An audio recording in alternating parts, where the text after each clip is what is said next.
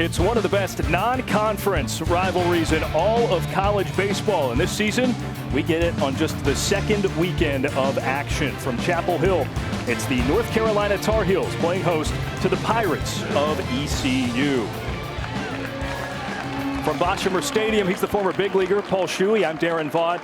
ECU, a tough, shaky start to their season. Paul, we'll hear from Marilyn Payne in just a bit about that. But for North Carolina, all about the young sluggers. Johnny Castagnazzi, a sophomore, and Vance Honeycutt, the freshman, came up big.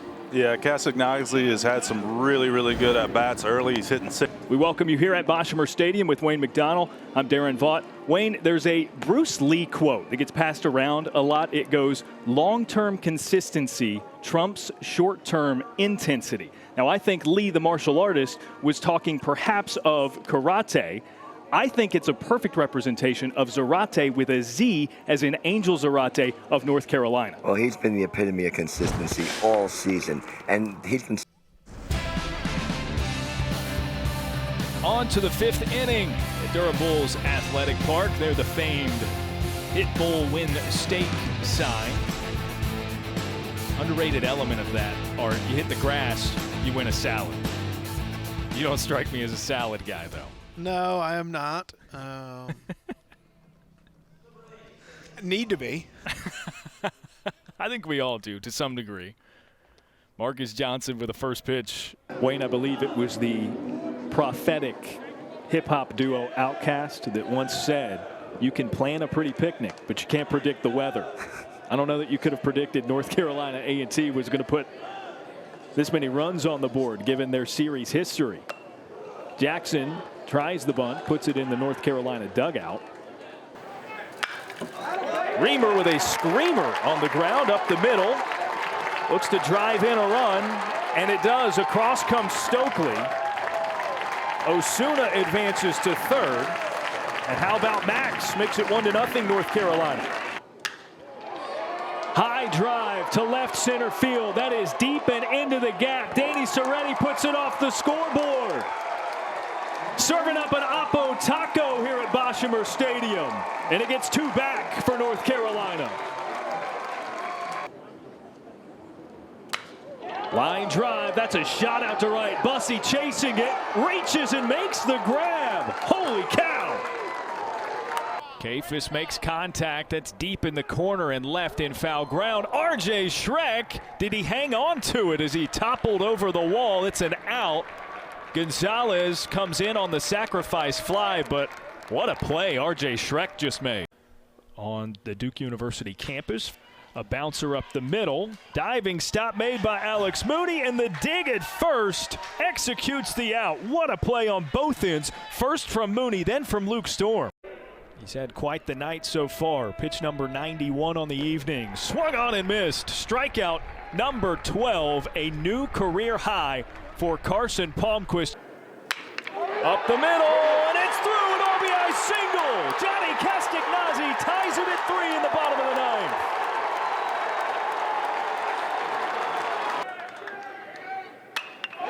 He lifts it, it's down and left. Is this it? It is!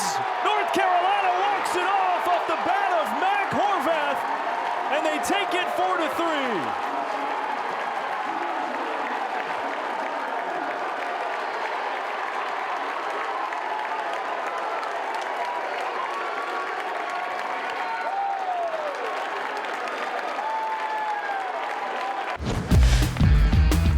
Well, in his second start of the season for North Carolina, Brandon Schaefer, a handful of strikeouts, holding East Carolina scoreless as we're now in the 6th inning. Paul, I know you really like what you saw out of him. Yeah, there's nothing else you could ask for from Brandon Schaefer. He was just electric fastball on the corners. Really was able to spot that fastball in and out as he wanted to. Elevated once in a while. Threw a pretty good changeup and a really good breaking ball. Had a nice strikeout on that breaking ball later. And got UNC in a position where they should be able to win the game if they can hold up. It's a deep bullpen, a reliable bullpen. Gage Gillian's first pitch, though, is launched out to center field. Bryson Worrell puts it over and out of the ballpark. East Carolina with one pitch thrown by not Brendan Schaefer. Reels it back within 3. That did not take long. And Gage Gillian's been very good for UNC, but comes in with a fastball. He comes more straight over the top, so it should be a very different look. But gets that ball right over home plate, and it gets charged right out of the park. Worrell put a nice swing on that. First home run of the season for Bryson Worrell. And again, on the first pitch thrown by an effective reliever for North Carolina. It's a high leverage hit and home run for ECU's first runs of the day. But it's so often in baseball, you get that change. Everybody's kind of in the same rut. Hoover done a nice job with Schaefer all game. Got on base yet again. But then the ECU hitter, Worrell, got a good look at a fastball. Probably was tired of seeing that. Ooh, just enough spin for C.J. Boyd. Was looking to run one out, but it breaks foul. Good awareness there, Tomas Frick. I don't know that he had the time to pick it up before it went foul, but I think if you do, you run the risk of just giving away a hit. I really do, because that ball's got so much spin on it. Let it do its thing and take the foul ball. Yeah, it really is amazing. Bryson Worrell just jumped on the first pitch, and Gage Gillian has a totally different look. I mean, it's a fastball over the top. He drives it down. He's in that 88 to 91 range with a big breaking ball, and you've been watching this low slot, cut across the body lefty who's throwing stuff that nobody can get a good swing at all game. And then it's just a change in the game, and you can feel a momentum shift right here. And this will really come down to, can Gage Gillian get a handle on it, get these outs, and get UNC back in the dugout and kind of quell the momentum. Full count pitch. Ground ball over to third. Horvath. Enough time. And he makes a solid throw across. It's kind of interesting right there. A little slap going down first baseline after Castagnazzi caught the ball. One of the old A-Rod moves. See right here. Yep. Just a little effort right there.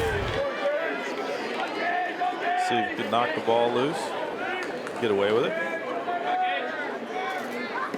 ECU in a mode where no doubt they're trying to make something happen. Claw and fight. Not sure if that's the way you want to see it be done, but no, but you want to claw and fight and get back in the game if you can. Makarevich lines one foul. Yeah, that play by Mac Horvath, it doesn't seem like a lot. It's like it's a standard ground ball to your third base, but at this point in time in the game, it's so important that you just get the outs that are given to you. The 1-1. Makarevich came around.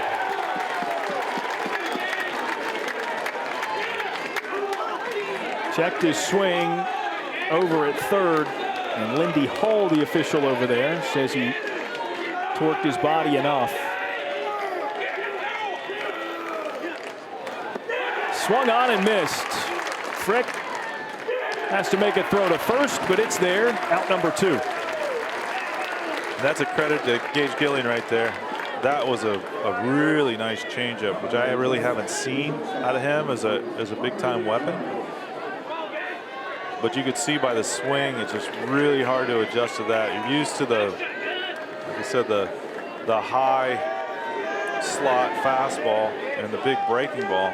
But when he can mix in a changeup with that. First pitch, Giles sends it to his shortstop counterpart, and the throw off the mark for Soretti.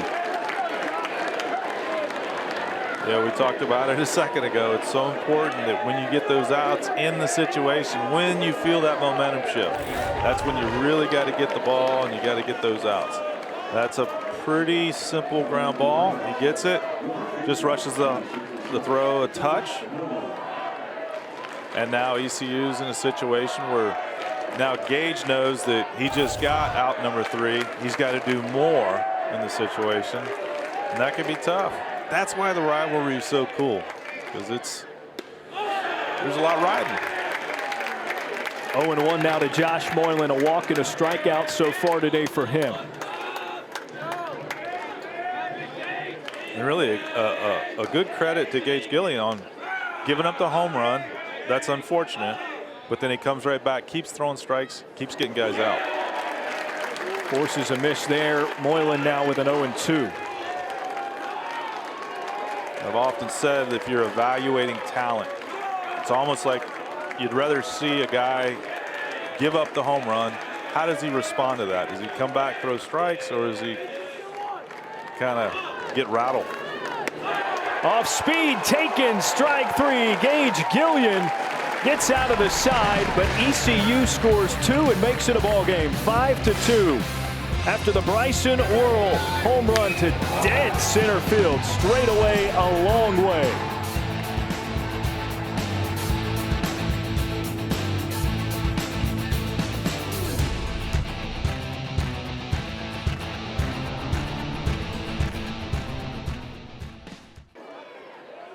Eight, 9-1 batters due up for North Carolina here in this frame.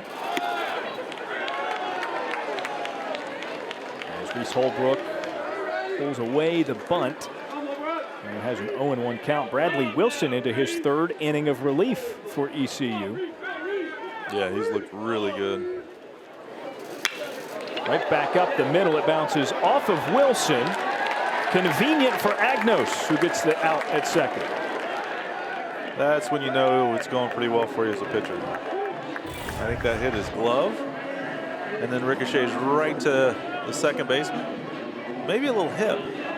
Couldn't really tell. But perfect, right to the second baseman, yeah. Just like he planned it.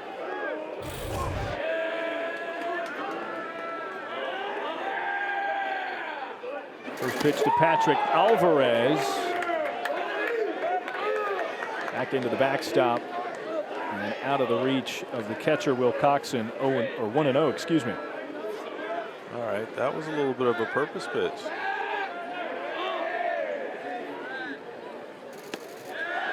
Yeah. Inner black that time, 1-1. What are you speculating over there? Well, it's just Former major league pitcher who is well aware of unwritten rules and such. It's just as a pitcher, when you throw one up and in, and then you come right back and you throw a fastball right on the inside corner, and you throw a breaking ball that starts at the guy and then he comes in for a strike. I would say that he meant to do that, and that's pretty impressive. That he effectively just earned himself 2 strikes and is consciously throwing Alvarez inside. And now Alvarez, if you throw a fastball in the outside corner, I think my butt would be going towards the dugout, because everything else has come at me so far. 2-2 for Wilson. Alvarez sprays it out to center. Worrell is there and makes the grab. Now 2 away. Back to the top of the lineup for North Carolina. That means Vance Honeycutt, who did this with his very first at bat of the day, his 4th home run of the season. Yeah, he started UNC off with a charge right off the bat. Got something he liked, did not take long to take a couple good hacks. And the second one just went right out of the yard. Right center pop too. That's strong. Wilson's first taken, 0-1. Since then, Honeycutt reached on an error at shortstop and struck out looking.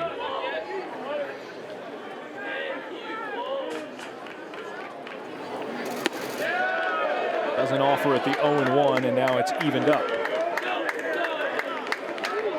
Really good sink right there.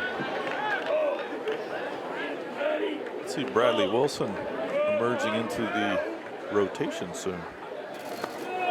Bounces that one, but it's certainly been a breath of fresh air for Cliff Godwin and his coaching staff, I'm sure. You heard him talk about it earlier, just after 3 consecutive outs. Here he is in his 3rd inning of work.